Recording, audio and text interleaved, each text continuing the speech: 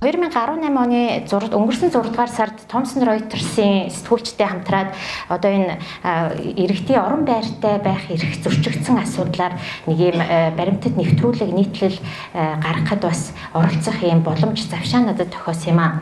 Тэгэд энд гарч байгаа нь юулийн имээ бол ер нь яг энэ өмнө халуун усны газар байсан одоо хайш хаашаага ингэж нэг 5 алхам зайд одоо амьдарч байгаа ийм хүн байгаа. Энэ имээ маань бол яг энэ дахин төлөвлөлтийн хүрээнд орон байраа одоо ингээд нураалгаад тэгээд одоо 5 жил ингээд ерөнхийдөө түрээсийн байр тэгээд түрээсийн гэр тийм ээ нэлээд хүнд хэцүү нөхцөлд амьдарч байгаа энэ Сансар хотхны 85 өрхийн 500 гаруй иргэдийн нэг юм байгаа. Тэгээд яг энэ асуудлаар бол ерөнхийдөө нэмэгээс гадна нэг айлын 3 хүүхэд өнчирчүүлсэн тийм ээ орон байртай болохоо нөгөө шинэ орон сууцсандаа нүүж орохыг хүлээх зураа одоо нас барсан хүмүүс ч гэсэндээ нэлээд олон байгаа. Энэ бол нэлээд тулгамцсан асуудал байгаад байгаа.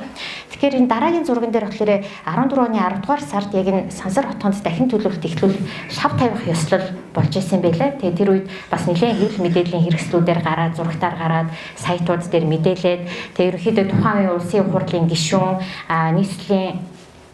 нийслэлийн засаг дарга тийм ээ эрх мэдэл бүхий хүмүүс тэгээд дахин төлөвлөлтийг нь хэрэгжүүлэх компани төлөөллөгээд оролцоод улаан хевс дэвсээд ингээд нэг найр наадам болоод лам залаад тийм ээ шав тавих ёслоо хийгээд ийм чихтэйхэн сайхан юм болоход бол тэр 85 өрхийн 500 гаруй иргэд бол бөөн баяр болоод тийм ээ түр засагтаа итгээд за ингээд бидний амьдрах орчныг сайжруулад ийм гоё болох гэж байгаа юм байна гэд бошуухан гэрэмэрээгээ зураад тэгээд яасан гэхээр энэ ажил маань яваагүй шинэ орон сууцнд баригдахын битгий үл ингээ хуучны ингээд нэг юм юу төдий болох асуудал үлдсэн юм байдалд хүрчээд байгаа маа. Тэгээ одоо хүртэл энэ асуудал шийдэгдээгүй.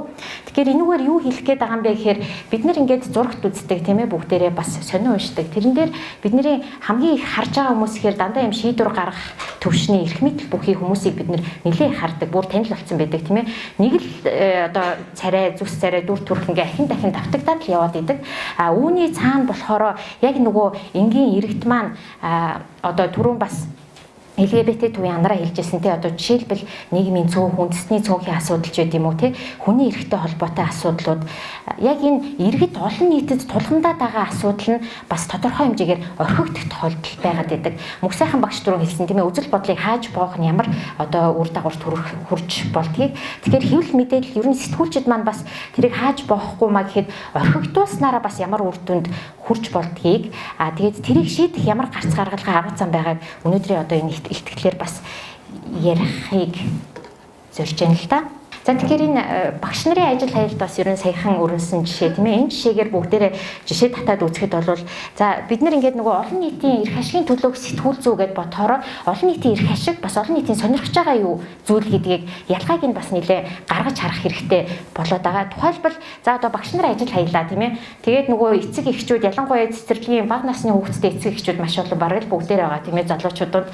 Тэгэл нөгөө хүүхдээ одоо нөгөө харах хөнгөө болчоод тэгэл тодорхой хэмжээгээр бухимдаал тэг яана багш нар одоо хизээ цэцэрлэгийг эхлэх юм болооч гэдэг юм уу. Тийм байгаа үед нь яг одоо нэг олон нийтийн хүсэж байгаа мэдээлэл болвол багш нар яагаад ажил хийсэн бэ гэж Google дээр харахаар болохоор цалингийн нэмэгдлийг олсон ч гэдэг юм уу тий арт нь улс төрийн шалтгаан байж гэдэг юм уу. Иймэрхүү мэдээлэл нэлээ их явангууд нөгөө олон нийт маань хүсэж байгаа юм шүү дээ тий. Эднэр ямар даварцсан багш нар вэ? Яагаад ингэж байгаа? Эднэр бүгдийг халах хэрэгтэй шүү дээ ч гэдэг юм уу. Нэлээ яг багш нарыг чиглэсэн хейт спич буюу үзэн ядах үг хэлдэг бол маш их хэмжээгээр хөвөрсөн байгаа. Тэгэхээр клубын нараа ихч маань түрүү хэлсэн тийм ээ монголчууд ерөнхийдөө сониуч арт түмээ нэг айлд ороод одоо нэг юм сонсчоод дараагийнхаа айлд хүрэхээр ингээ яаран морддог ч гэдэм үү те. Тэр утгаар нь ингээ дагуулах юм бол тэр хүний мэдээлэл авахар орж байгаа айлыг бид нэг тодорхой хэвлэл мэдээллийн хэрэгсэлгээ бодчих л доо. Тэндээс авж байгаа мэдээлэл маань нөгөө нийгэмд ямар хандлага бий болох, нөгөө хүн маань ямар шийдвэр гаргах, нөгөө морин дээр яарч өсөрч мордоо тэндээс унах хэсэг нь тэр айл буюу хэвлэл мэдээллийн байгууллагуудын сэтгүүлчийн маань сонгож байгаа мэдээлэл өгж байгаа мэдээллээс нэлээд их шалтгааллах юм аа.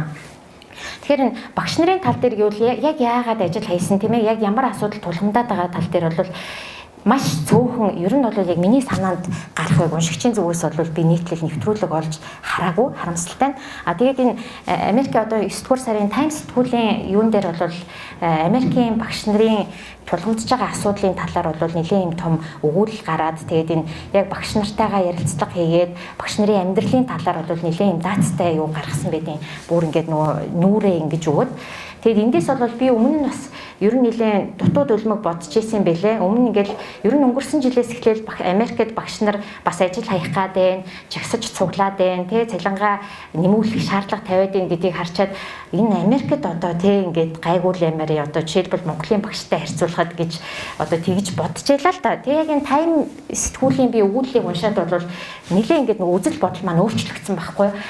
Эдгээр чи айгүй хэцүү юм биш үү тий. Энэ дуртай ажиллаа хийхин тулд 2 3 ажил давхар хийдэг юм байна. Өдөр шөнөгүй ажилтдаг юм байна. Бүр болохгүй бол одоо нөгөө цусны донор болоод тий амьдралаа залгуулахын тулд ингэж байдаг юм байна. 90 оноос хойш ерөн сүүлийн 20 гаруй жилд Америкийн багш нарын цалин яг энэ инфляцтай уялдуулаад үсэх юм бол ерөөсөө нэмэгдэх нь битгий бүр хасагдсан юм байна. Үнэхээр төвөгтэй юм байна гэдгийг бол яг эндээс харж байгаа байхгүй. Тэгэхээр бид нэр хүмүүст зөв шийдвэр гаргах, үзэл бодол тэр хандлагаа зөв тодорхойлоход хэрэгтэй тэр мэдээллийг одоо өгөхийн тулд манай сэтгүүлчд маань яг одоо ингэж хоёр талын байр суурийг зэрэг хүргэх ч гэдэм үү тий одоо за багш нарын ажил хаялтан дээр одоо салбарын сайдаас нэг яриа аваад эсвэл засгийн газрын шийдвэр ийм байна гэхийнхаа хажуугаар бас нөгөө багшийнхаа гутлыг өмсөж үзчихээж бид нар яагаад эдгээр ажил хаяад байгааг бас тэр байр суурийг нь хүмүүст хүргэх тийм одоо шаардлага бий болоод байна гэдгийг энд ярих гэсэн юм. Тэгэхээр түрүүн одоо таймар ч юм уу тайм сэтгүүлээр Thomson Reuters-оор жишээ татаад би бол яг энэ гадны мундаг байгууллагуудын сэтгүүлчдийн ажилтай одоо Монголынхаа сэтгүүлчдийн юуг харьцуулахад бол ерөнхийдөө их дургу. Яг тэгэхээр биднэрт байгаа нөхцөл бололцоо юу илээ, биднэрт байгаа шаардлагууд юу илээ тий. Яг энэ нийгэмд зохицож ажиллахын хүрээнд бол миний бодлоор бол хангалттай бас ахиц дэвшил харж байгаа гэж би ойлгоод идэг. Үүний нэг жишээ нь за Балдуур чагнал сая 10 дахь жилдээ өнгөрсөн 7 хоногт болсон тийм ээ. Эндээс бол яг өмнө нь би нэлээд шүүмжлэлтэй ханддаг байсан юм маань юу вэ гэхээр ягаад сэтгүүлч хүн эрх мэдэл бүхий хүмүүсийг одоо хянжтэй нөгөө хотч нохоо үүргээ биелүүлж тэгээ хариуцлага шаардаж ч гэдэм үү тийм үүрэгтэй байдаг. Тэгвэл ягаад одоо энэ сэтгүүл зүйн дээд шагнал тий одоо Монголын Пулитцер гэж бид нэр яриад байдаг. Тэгэд ягаад энэ шагналаа бид нэр ерөнхийлөгчөөс авах хэрэгтэй юм? Тэгээ энэ дээр би бол ингээд жоохон ойлгодоггүй ч юм уу те дотроос шүүмжлэлтэй ханддаг юм байсан л та. Тэгэхээр энэ жил ерөнхийлөгч нь тоож ирээгүй гэж бол зарим нь яриад идэг. Би бол энийг бол энэ өмнө тогтсон тэр уламжлалыг эвдэх айгүй сайн юм дэвшил гараад байна гэж харж байгаа байхгүй.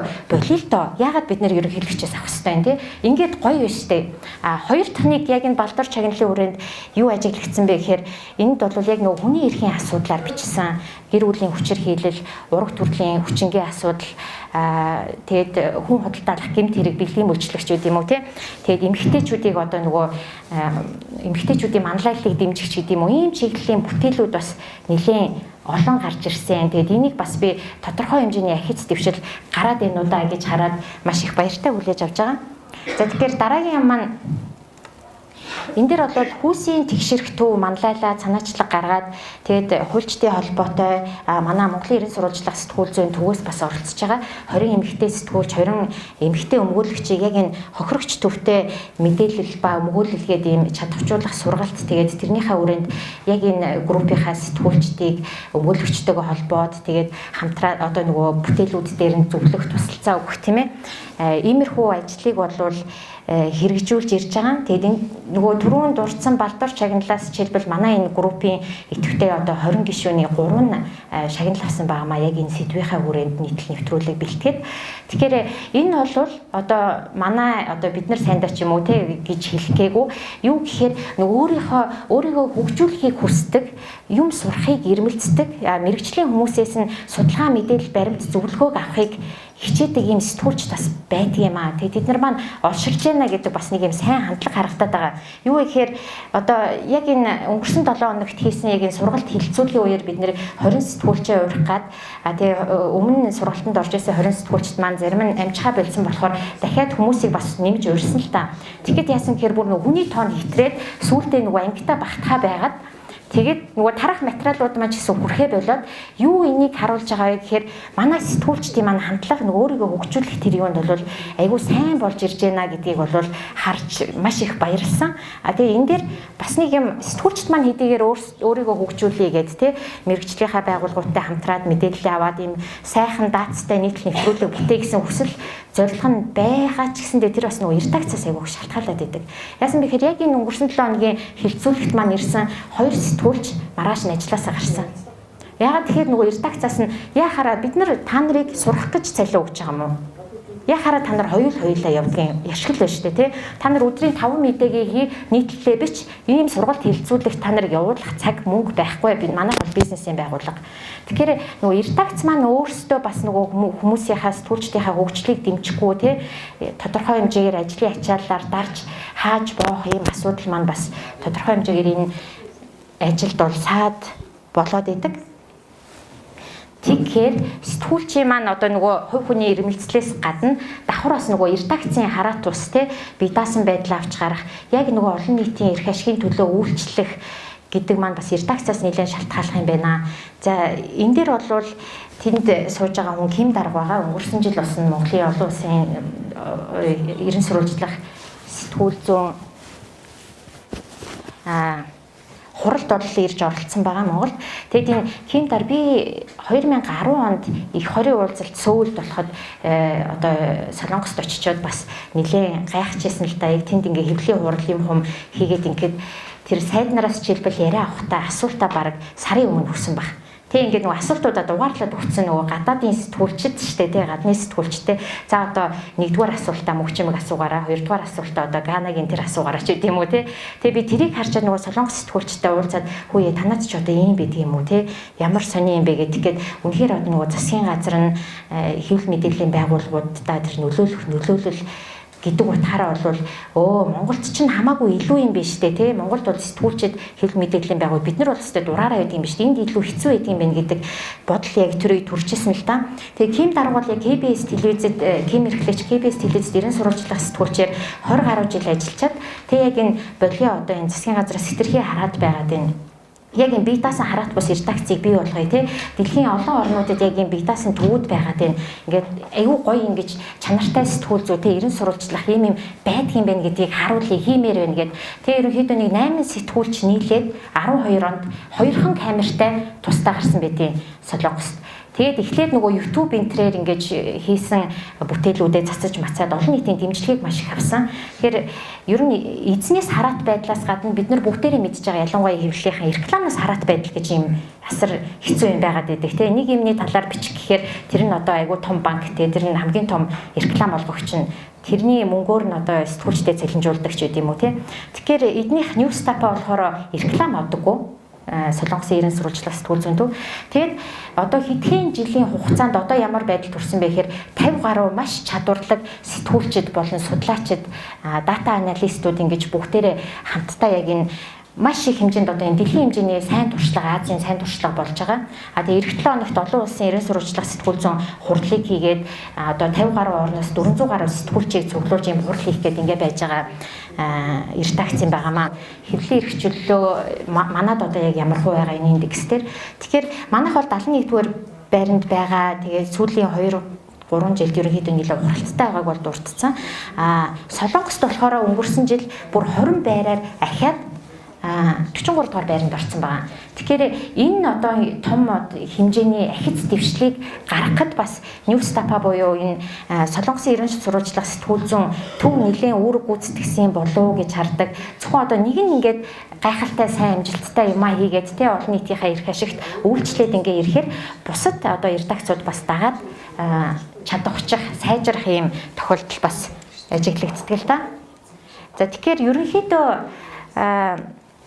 энийг яриад бүгдээрээ ерэн сурвалжлах сэтгүүл зүг бол одоо харанхуй газар гэрэл тусгах гэж яриад байдаг тийм ээ. Тэгээ бүгдээрээ нийлээд редакцуудтайгаа бас сайн сэтгүүлчүүдтэйгээ хамтраад энэ харанхуй газрыг гэрэл тусгах өнөөдөр бид нар энэ яриад байгаа асуудлууд дээр бас хэвлэл мэдээллийн болон сэтгүүлчдийн үүрэг оролцоог сайжруулах тал дээр бол боломж байгаа. Тэгээ бүгдээрээ хамтраад бас энэ гэрлийг тусгацгаая. Тэгээд түрүүн хэлжсэн иргэний нийгмийн байгууллагууд ер нь яг энэ сэтгүүлчтэйгээ хамтраад ажиллах юм бол сэтгүүлчид заримдаа нөгөө цаг хугацаанд баригдсан түрүүний хэлдэг редакцийн зүгээс одоо шахалт их байдаг гэдэг утгаараа тийм юу яадаг тодорхой нэг асуудлыг жишээлбэл ойлгох тэр юу боломж нь бүрдэхгүй байгаад идэг.